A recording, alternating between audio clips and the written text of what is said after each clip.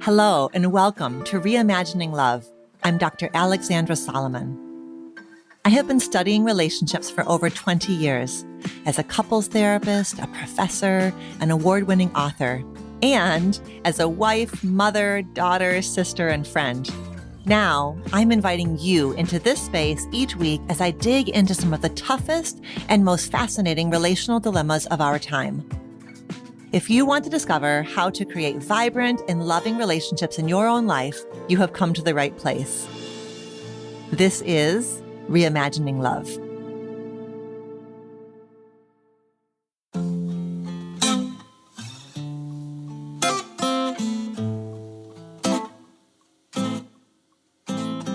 Hi there. Welcome back to Reimagining Love. Okay, just you and me today. We are together for a solo episode, and our topic today was inspired by an email that I received from a man who listens to the show. Here is what he wrote. My partner has asked for space to figure out where she's at, currently feeling confused, overwhelmed, etc., not sure what she wants, not sure if she's still in love. I have given her that space, but have no idea what to do next. And while I'm staying positive and trying to focus on ensuring that I am the best that I can be, I feel like I'm in a holding pattern. I imagine you've seen this quite a bit, and so was hoping you may be able to share some info around what this action typically means for both people in the relationship and how to potentially manage it going forward. First of all, I want to thank that listener for reaching out to me. I think it's really brave to step into the unknown in the service of your relationship while also trying to figure out what it looks like to take care of yourself. And I hear you trying to do both of those things. Our plan of action for this episode is I'm going to talk you through some very specific and perhaps surprising reasons that taking a break is so darn difficult. And per usual, we're going to look at a little bit of research together because your love nerd is going to have to nerd out with you for just a moment. Then I'm going to take you through my 7-step best practices for creating a structured or therapeutic separation with consideration of what you need before, what you need during, and what you need after the break. One note, if you are listening because you are considering taking a break, is that clinical wisdom cautions against trial separations when there is active abuse, when there is high conflict without any shared motivation to work on things, or when one partner is viewing it as a stepping stone to ending the relationship. Because in all of those cases, even if there's an agreed upon structure, that structure tends to collapse pretty quickly. And I want to also note that for the sake of simplicity in this episode, I'm going to be talking to you as if you, like our listener, are the one whose partner has asked for a break. But obviously, all of this content is applicable, whether you are the one asking for the break, whether your partner is the one wanting a break, or if the two of you are reaching that point more or less mutually. Okay, so why is taking a break so hard? Why is it really hard to create a separation in a romantic relationship? Well, reason number one is the obvious one. Needing a break in a relationship is a symptom. It's a symptom of pain. It's a symptom of doubt. It's a symptom of ambivalence. So you're already, as you're going into this chapter of time apart, you're already in a tough spot. And it may be that there's conflict that's going round and round with no end in sight or no path forward. Maybe there's been a breach of trust and the betrayed partner needs some time and space to process, and or the betraying partner needs some time and space to figure out why they did what they did and what they want or need next. We know that intimate partnerships have the power to activate deep and old pain that was maybe lying dormant, family of origin pain from earlier relationship experiences.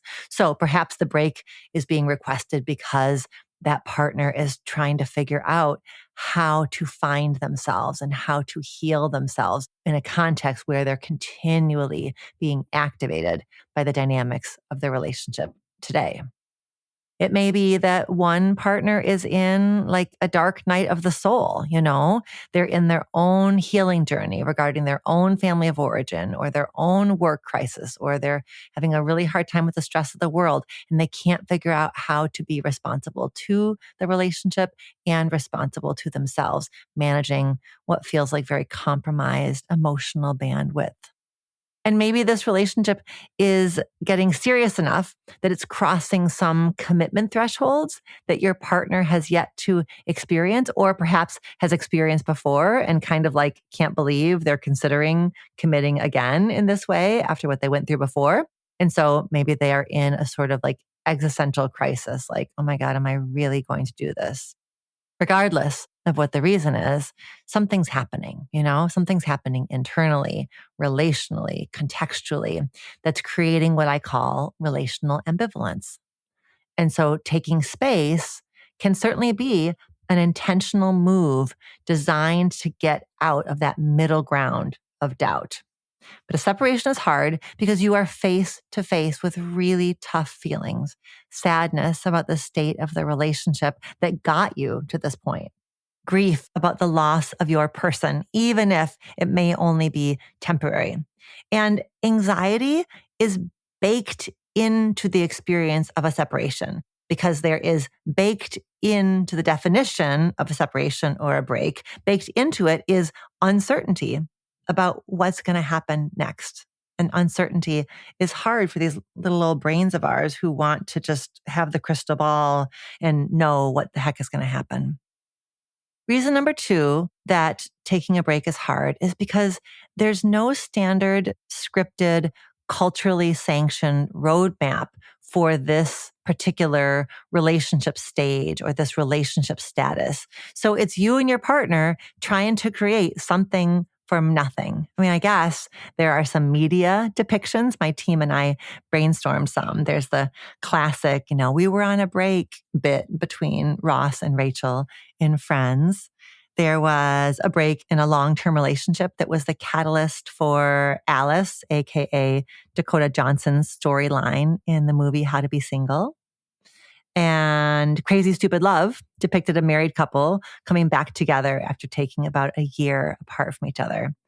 And these fictional scenarios, just even those 3 kind of highlight a range of methodologies, a range of results, so to speak, breaks that didn't follow any clear and obvious rules of engagement, nor did these breaks guarantee a reunion for the couple. And okay, fine. We are not ever going to expect Hollywood to give us a trusty set of instructions anyways. But let me let you in on sort of a spicy little secret from a couples therapist who's been at this for, a minute, 3 decades. Within my field, within the field of couple therapy, couple therapists do not have a specific or standard training protocol or methodology to follow to walk a couple through the experience of taking a break or structuring a separation. And there is very little research in this area. We have very little empirical research about trial separations, about taking a break. What is the impact of a separation? How often do couples get back together? How does the relationship fare if they do get back together? How likely are they to break up? It is actually, in fact, kind of a well-noted gap in the field. And the academic literature itself acknowledges it openly. And although researchers have for a long time been interested in marriage and interested in divorce, separation is an understudied phenomenon that definitely ties to relationship processes, divorce processes, and transitions. But researchers have treated marital separation as a linear transition that inevitably leads to divorce, right? It is sort of approached in the literature as like the step before the divorce. And what lots of us who've been, in the trenches supporting couples know is that that really oversimplifies a complex process. So why does this gap in the literature exist? Well, first of all, people who are going through a separation tend to view it as a pretty private experience. And more than that, maybe also a shameful experience. which makes it then difficult for researchers to even locate or recruit study participants. And if your separation is so ambiguous, maybe like you don't even have words to describe that you are in a separation. And second, research funding and academic attention have historically flowed toward marriage, how to sustain it, and divorce, the effects of it, which leaves this messy middle ground basically pretty much ignored. So, as somebody who is herself a clinician educator, I train couple therapists on best practices for couples who are doing what we would formally call a structured separation. But when I'm teaching therapists, what I am teaching is very much derived from clinical wisdom that I've gathered over the years, rather than pulling from a body of established clinical research, that includes like large randomized controlled studies that track couples through structured separations and measure the outcomes. And listen, clinical wisdom is tremendously valuable, but I want you to know that it's a different standard of evidence than, say, medical research. So I want you to know that you are off script. You're off script in your own life experience. You're out of the realm of what is well known and established in the field. You're in a little bit of a wild, wild west situation. So it makes this episode all that much more important for me to be offering you as a resource. Okay, reason number 3. Beyond having a hard time individually and relationally, and beyond not necessarily having a script to follow, couples who are taking a break are facing another headwind, which is that I think that there is quite a bit of collective cultural skepticism about taking a break. I recently did an episode about rebounds. And in that episode, I talked about what happens to couples when they're dealing with something that the culture has deemed to be an obvious, quote unquote, red flag. When the culture has already decided the thing that you're doing is bad or silly or wrong or doomed, it adds a layer to your experience. It makes a hard thing harder, right? It is not the easiest thing in the world for a couple to go, out of one relationship right into another relationship. That's what we were talking about in the rebound episode. But it's even harder to do that when you feel like the cultural stew that you're swimming through is telling you that you're being ridiculous. Well, same thing here. It's hard enough to figure out how to take a break in a relationship without adding that additional layer of feeling like the culture is really looking at you kind of like, really? That's what you're doing? The collective wisdom seems to be that if you need to take a break from your relationship, you're doomed. Whether that is because there's an assumption that all you're doing is soft launching your breakup or looking to investigate other options, with permission before you risk losing your relationship, or somehow that the need for space automatically means that you are not meant to be together or there's trouble in paradise or whatever. And my stance is this. While the need for a break certainly indicates that something is off, it's less about the expressed desire for a break, and it's more about how you and your partner take that break.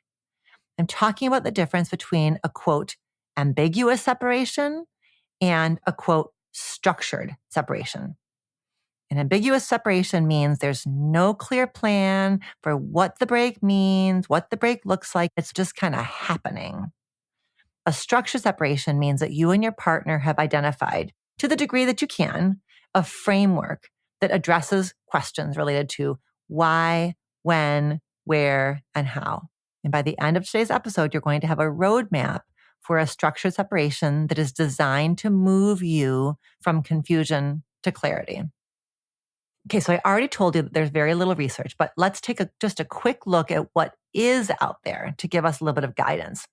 We know that ambiguous separation, which means taking time and space without a clear plan, is the kind of separation that most people actually experience. And we know that there's really basically no empirical research at all about it.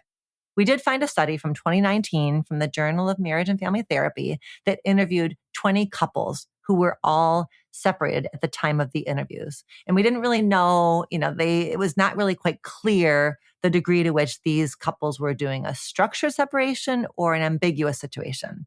But I want to tell you about the findings because I think they give us a good window into what it feels like from the inside to be part of a separation. The reasons these couples cited for why they were separating included a desire for clarity about the future of the marriage. They wanted time apart to reduce the intensity or the frequency of the arguments. They had a desire to demonstrate the seriousness of their marital complaints. And the researchers found 6 themes as they, sorted through the interviews they did with these couples. And then here's the 6 themes. 1, our whole relationship feels ambiguous. 2, separation is a private experience. 3, separation is a lonely experience. 4, there are benefits to separating, including separation took pressure off the relationship. It served as an impetus for change. It made daily life easier. It spurred realizations about oneself. 5, separation is not sustainable. 6, the outcome is unclear. For some participants, separation helped cultivate clarity, but most participants reported that they remained unclear about the future of the marriage and they were uncertain how they were even going to arrive at a clear decision. And they were worried that the separation had created momentum toward divorce. Okay, so a big takeaway for me from this study is that having intentionality and having a plan is helpful, but it does not promise a successful outcome, however you want to define that. And that even the most consciously co-created structure does not reduce to zero the pain that invariably accompanies uncertainty and time apart.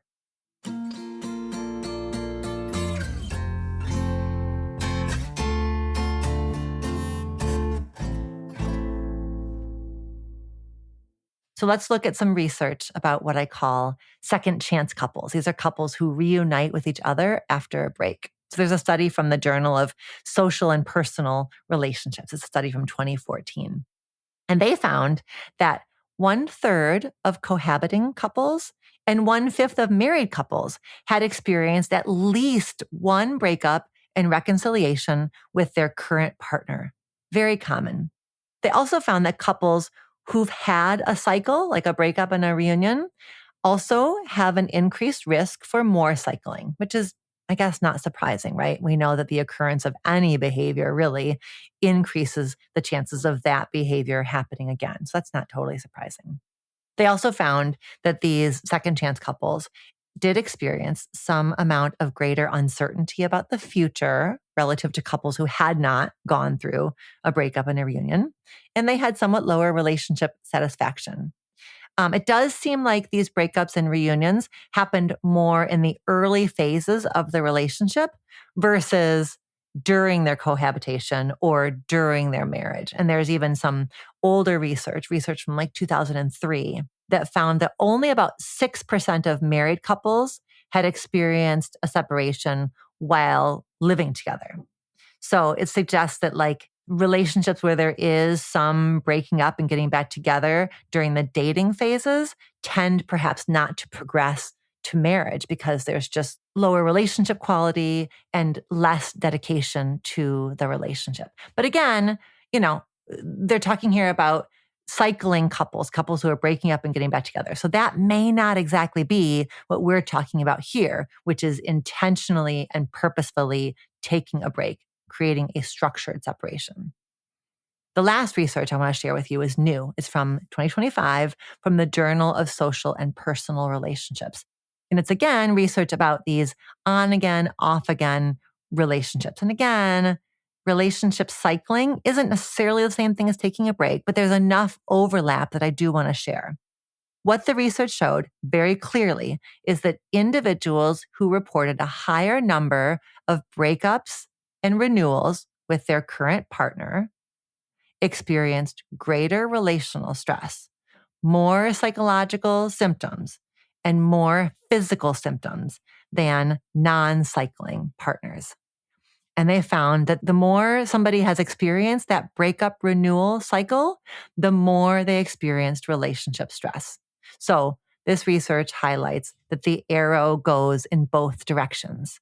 Breakups happen because of relational stress, and breakups cause relational stress, which makes total sense, right? A breakup or even an intentional structured separation, that's an attachment injury. That means that you have lost an attachment figure, somebody that you are interdependent with. And attachment ruptures are notoriously difficult to mend. Not impossible, but notoriously difficult to mend. It requires time, intentionality. It requires rebuilding trust and easing back into emotional safety. So talking about the research really gives us a bridge to talking about what the goal is of taking a break. So there's 3 possible outcomes. Outcome number 1, purposeful ending, right? The break is clarifying and you decide that the relationship is over for good. Number 2, purposeful re-entry. The break is clarifying and you begin relationship 2.0. This path, this purposeful re-entry path, is what my friends Mark and Kai, who are now married and have a baby together and have written a book together, would call a sacred pause, where you really use the time apart. It's what we're going to talk about today in terms of a structured separation. Well, if you have a structured separation that is intentional and mindful, and you come back together intentionally, carefully, thoughtfully to build relationship 2.0, that's the path we're talking about here. Okay, fine. Then the third option is reactive reentry. That's what the researchers are calling relationship cycling or on again, off again. Reactive reentry is where the break is ambiguous. It's not purposeful. So you boomerang right back in, right? And you re-enter the relationship from a place of reactivity. You pick up right where you left off. Plus now, in addition to the problems you had before, you also have the fallout from that attachment rupture to deal with. And from where I stand and from what the research tells us, the most important option that we want to avoid is option 3, right? Reactive reentry, kind of like boomeranging in and out. That is so painful and so messy. Taking a break is a faith walk. You don't know. Uncertainty is baked in, right? The intent at the outset is to end the pain of the cycle that you're feeling stuck in. And by outlining the paths in the way that I just did, path 1, purposeful ending, path 2, purposeful reentry, path 3, reactive reentry. When we outline it that way, it really highlights for us the important distinction between a casual, unstructured, ambiguous break and a structured separation, right? Because a structured intentional pause is designed to reduce emotional intensity and give both partners a genuine chance to do their inner work. A structured separation is well thought out. It's designed to create like a therapeutic container, and to support the couple in doing the inner work that they need to maximize the odds of gaining the clarity that they're seeking. And although we know the research doesn't tell us a whole lot here, it does affirm what we probably already sense, that a separation is a stressor. It stresses individuals. It stresses the relationship. The need for a separation is a reflection of emotional pain and relational distress, and the separation may amplify emotional pain and relational distress. And we have to be clear-eyed here. There's a decent chance, whether it's an ambiguous separation or a structured separation, that the couple is going to end up breaking up. But a structured separation is going to increase the chances that the couple can end with greater clarity, intentionality, and consciousness, which makes it much easier to reach a place of emotional closure and to feel a sense of peace with that decision. In other words, a well-structured separation is not just about saving the relationship. It's about gaining genuine clarity either way. And that genuine clarity is valuable regardless of the outcome. You're going to have either a healthier reunion or a healthier ending if you structure the break. So Let me now offer you 7 best practices for creating a structured separation. And I want to be clear. These are not practices that are designed to maximize the chances that you and your partner get back together. Rather, these are practices designed to maximize that which is healthy: clarity, self-realization, healing, ease, perspective, intentionality, and to minimize that which is unhealthy: ambiguity, ambivalence, stuckness, cycling, stress, confusion, reactivity, right? The practices support the journey to clarity rather than like putting a finger on the scale of together or apart as the best outcome. The best outcome is the outcome that both of you can live with and honor, because the thing we're trying to avoid is together, apart, Okay, the first 3 practices are all getting you ready for the separation. Practice 1, have a clear shared purpose. The couples who benefit the most are the couples who can articulate why they are separating, whether that's to reduce daily conflict, to gain perspective on whether or not they want to be together, or test out new ways of relating. Without that clarity, separation becomes aimless drifting rather than purposeful reflection. In our listener's case, he's being asked for a break. It's not his choice. However, he can, and I want him to, ask questions and still work with his partner on co-creating that clear shared purpose so that they both have clarity about what isn't working for the partner and why she's asking for a break versus a breakup. So use these sentence stems to get you started on creating a purpose statement for the separation. Number 1, we are creating the structured separation for the purpose of ... My hope for our time apart is ... And the values I want to embody as we step into the structured separation are ... That first one gives the two of you a chance to draft something together that really clarifies like the why. Why are we doing this? The second one gives you each a chance to get clear on what your hope is about how you will each use the time apart. And that third one is all about who do you each want to be during the separation? What's the North Star that you want to follow? How do you want to step into this time apart? Okay. Practice number 2, set a time limit, which, if you're a regular listener, this is kind of a big deal that I'm talking about time limits here. You know that I don't love putting time limits or time-based guidelines on relationship dynamics because how long it takes us to process what we need to process is so idiosyncratic, right? It takes as long as it takes. But when we picture a situation like the one that our Reimagining Love listeners shared, time limits are going to be vital. Liminal spaces are incredibly hard to be in, but liminal spaces are made somewhat more tolerable when we have a time frame. And if you are like our listener and you are agreeing to do a trial separation that you really don't want to do, you're going to need to have some agency by speaking up about how long you can reasonably be expected to wait. Most experts recommend a trial separation of 3 to 6 months because that tends to be enough time for emotions to settle, for real reflection to happen, while not being so long that the two of you really start to drift into separate lives. And open-ended breaks tend to fail because prolonging the break indefinitely can lead both partners to grow really accustomed to life apart. And it makes it harder then to come back together. So specificity is vital here. Practice number 3, establish clear agreements up front.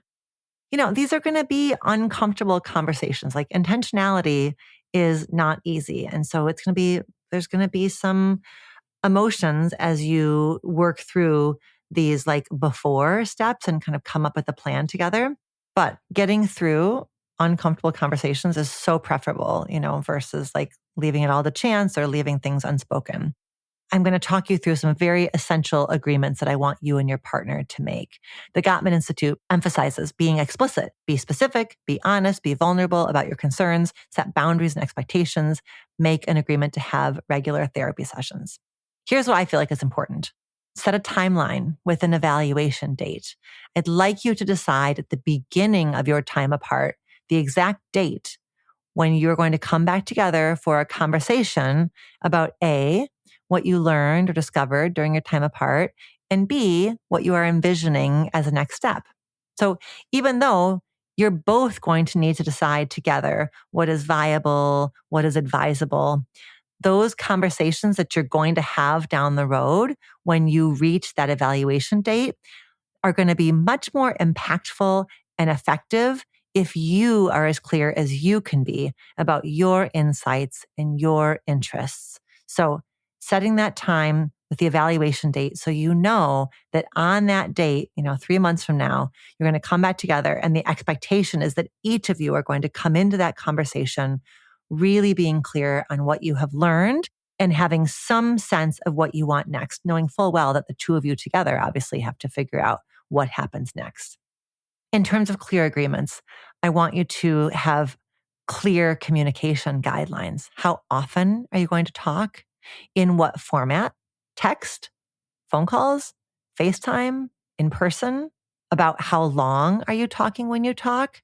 What topics will you be talking about? What is inbounds to ask? What is out of bounds to ask? That's not, it seems like it's really in the weeds. But again, the structure is creating the container that is designed to maximize your journey to clarity. I'd like you to make financial agreements. This might be a non-issue if your finances are in no way, shape, or form entwined with each other. But if you are financially independent at any level, get clear about how you are handling expenses and budgeting. And if it's going to be different, from your sort of standard practices.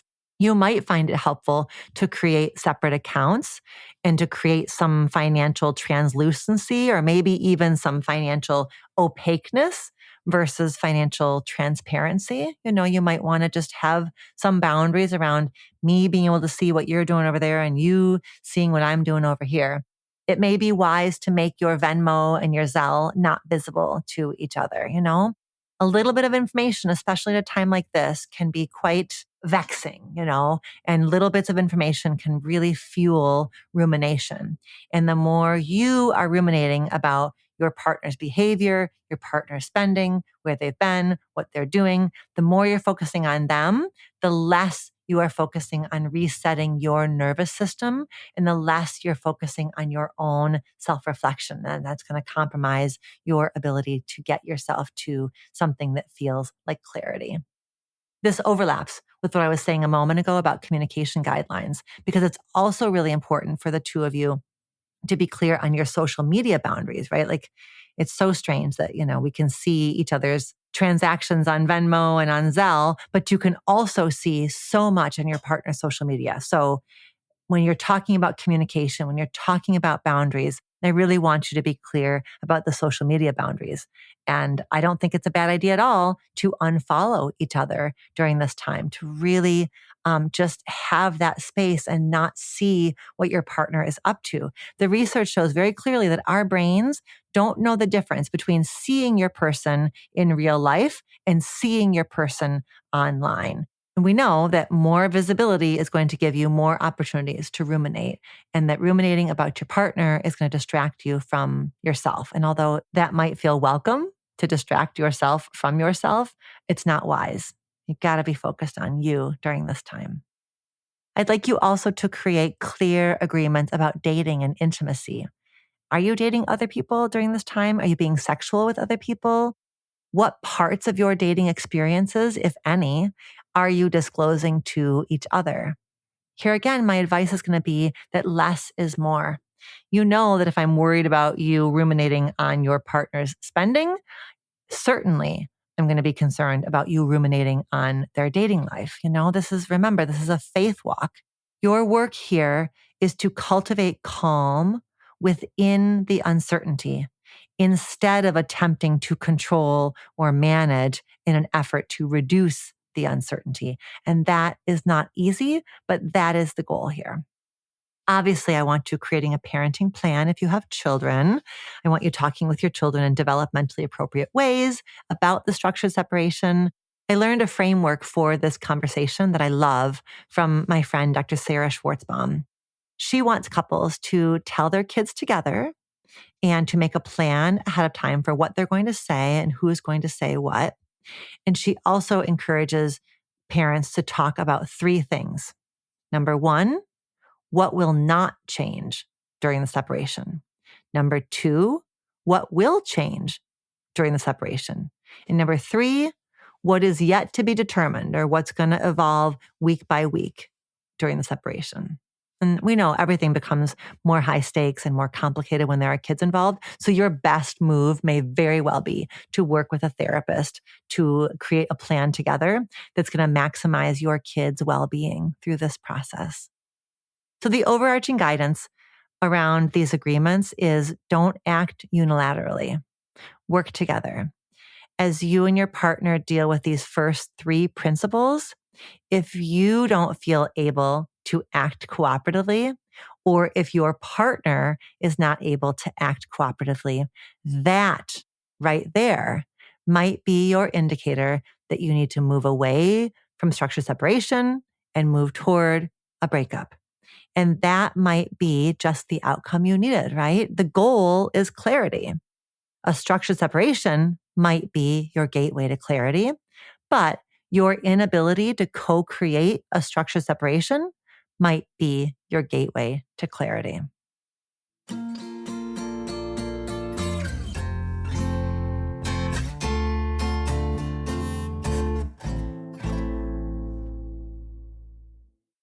Let's talk now about 3 best practices to support you during the separation.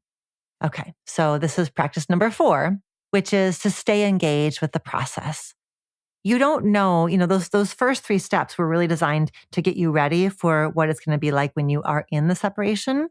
And you don't know. So staying engaged with the process means just noticing the thoughts and the feelings and experiences that you're having. You may feel some numbness. You may feel some flatness. Early on, you may not know what that means, right? Does that mean that you're growing apart from your partner? Does that mean that you are in a place of grief? So just stay engaged. Try to notice what's happening inside of you without making a diagnosis of what that necessarily means, especially in those early days and early weeks. Practice number 5, surround yourself. Certainly go to therapy, certainly individual therapy, but perhaps also couple therapy. Professional support can dramatically increase the chances that the separation produces genuine insight rather than just distance. But when I say surround yourself, I'm also talking about surrounding yourself with family and friends. Of course, you probably need to be discerning about how you talk about the separation with your family and friends, because you might decide to reunite with your partner. So you may not want to be sharing all the little nooks and crannies of your relationship challenges. You don't even need to talk about the state of the relationship with your people. Just be with your people, surround yourself, because all relationships help us remember who we are, connect with who we are, what we value, what we want. So everything that you can learn about yourself by spending time with loved ones is going to be really helpful to you as you figure out what you want to do about your romantic relationship. Practice number 6, use this time for genuine self-reflection. The most successful separations involve personal growth and self-reflection rather than just ticking down the time, waiting for it to pass. Use this opportunity to understand your role in the relationship patterns, because partners who return with new insights and skills can end up creating stronger bonds than they had before the separation. We know from the research that journaling is an effective way to process emotions and learn about yourself in all situations. But actually, there's been some very specific research that has found journaling to be especially helpful to process a breakup. So even though we're not talking about breakups here, I think we can reasonably assume that if journaling is helpful to process a breakup, journaling is similarly helpful to process the feelings you're dealing with during a structured separation. And while you might feel overwhelmed or miss your partner tremendously at first, this can shift over time. And by journaling your insights, you can notice the changes over time and you can help keep track of your own emotional growth. Okay, I'm just going to give you one practice. Practice number 7 is about the after. And it's a huge topic. I'm going to just give you some kind of high level thoughts here. But what I want you to know is we have not 1, not 2, not 3, but 4 episodes in our catalog that are all linked in the show notes that are going to be really supportive to you here as you get ready to reunite after the separation to figure out where you both are now. 2 of the episodes are about dealing with breakup regret, and 2 of the episodes are about what to do if you want to get back together with your ex. So they're not direct overlays with the topic of reuniting after a structured separation, but there's a lot of guidance in those episodes about how to know if you want to begin again, and then how to mindfully begin again if that's the route that you decide to go. So when you reach that evaluation date, I want your reconnecting conversations to be guided by kindness and truth. I love this guidance, which is this: say what you mean what you say, but don't say it in a mean way. Truth is kind. You can be tactful, loving, careful, thoughtful, and truthful. When we're talking about reconnecting after a structured separation, what is most important is that you go slowly, especially if you are hoping to reunite, but you aren't sure what your partner is going to want. You may feel like you've been holding your breath and now you are finally coming up for air. That feeling is so real, but I want you tending to that feeling. Talk to yourself about how even as you are wanting to reconnect and reunite and begin again, you have your own back, no matter what the outcome is. You actually do know how to live without your partner, even if that's not what you're wanting or hoping for. This separation has shown you that you know how to create a life for yourself, with yourself, about yourself, if that's the way that this goes.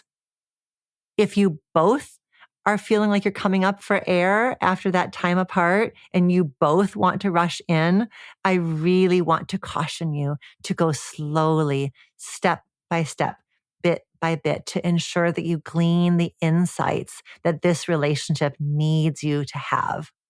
I also want you to go slowly to prevent what I'm thinking about as a sort of relational indigestion. You know how when you're like very, very hungry, you're at risk of eating too much, too fast, and then feeling sick afterwards. Well, that's kind of what you're doing here. You know, you are refeeding yourselves after a time that you've been without. So go slowly, like bit by bit, bite by bite.